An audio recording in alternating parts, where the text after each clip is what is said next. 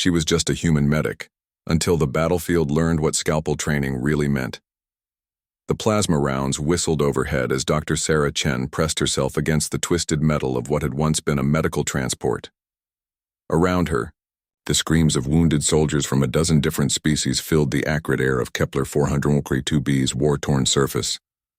Medic down in Sector 7. The voice crackled through her comm unit, barely audible over the artillery bombardment.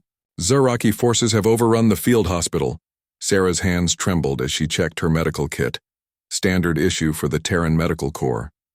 Bandages, coagulants, pain suppressors, and her grandfather's antique scalpel set.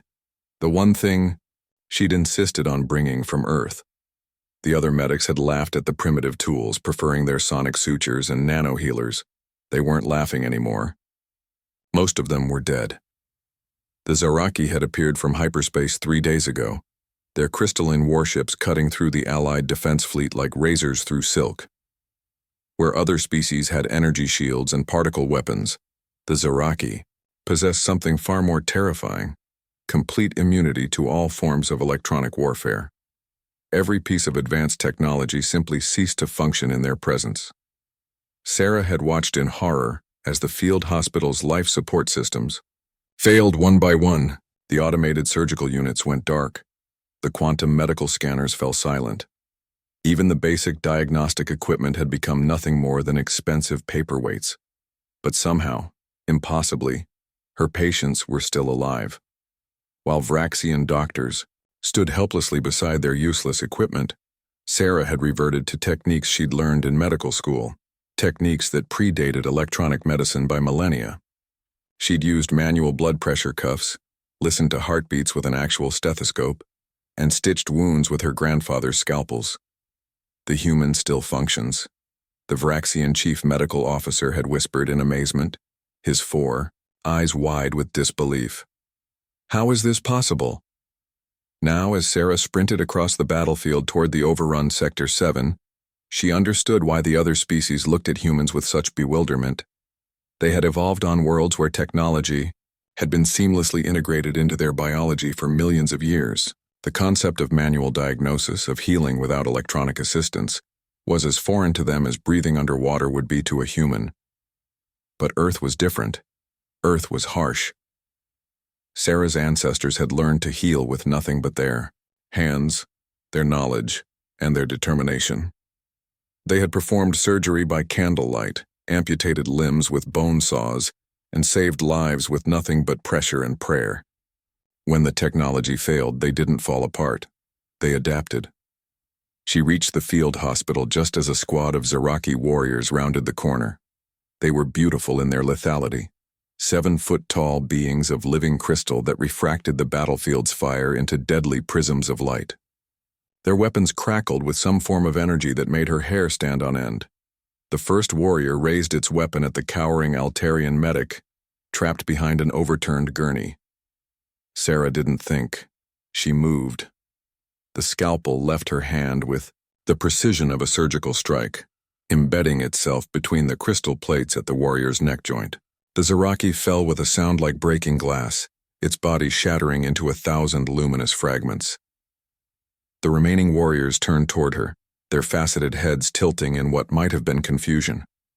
They had never encountered a healer who could kill with the same tools used to save lives. Sarah's second scalpel found its mark in another warrior's optical cluster. Her third opened what passed for an artery in the crystalline anatomy. Years of precise cuts, of delicate surgical procedures had trained her hands to find the exact pressure point, the perfect angle, the killing stroke disguised as a healing touch. Impossible. One of the surviving Zaraki spoke, its voice like wind chimes in a hurricane. You are listed as medical personnel, non-combatant. Sarah smiled grimly as she drew her last scalpel, its blade gleaming with an edge honed to molecular sharpness. You clearly haven't studied human anatomy very closely. The warrior lunged forward, its crystalline claws extended. Sarah ducked under its swing and drove her blade upward, finding the tiny gap where its torso connected to its shoulder assembly. The scalpel sliced through whatever passed for the creature's nervous system, and it collapsed like a controlled demolition. Around the hospital, the surviving medical staff, Vraxian, Altarian, Cetian stared at the human medic in shocked silence. She had just eliminated an entire Zaraki strike team with tools designed to heal, not harm. How? The Altarian medic whispered, its gills fluttering with anxiety. Sarah knelt beside a wounded Cetian soldier, her hands already moving to assess the damage. A punctured lung, internal bleeding, possible spinal trauma. Without her equipment, she would have to work by touch, by instinct, by the accumulated knowledge of 10,000 years of human medicine. My species learned to heal in a universe that was trying to kill us, she said, as her hands began the delicate work of saving another life. We discovered that sometimes the only way to preserve life is to understand death intimately. Her scalpel, now cleaned and sterilized, began the precise incisions needed to repair the soldier's damaged organs. No scanners, no guides, no electronic assistance, just knowledge, skill, and the steady hands of a healer who had learned that medicine and warfare were simply two sides of the same blade.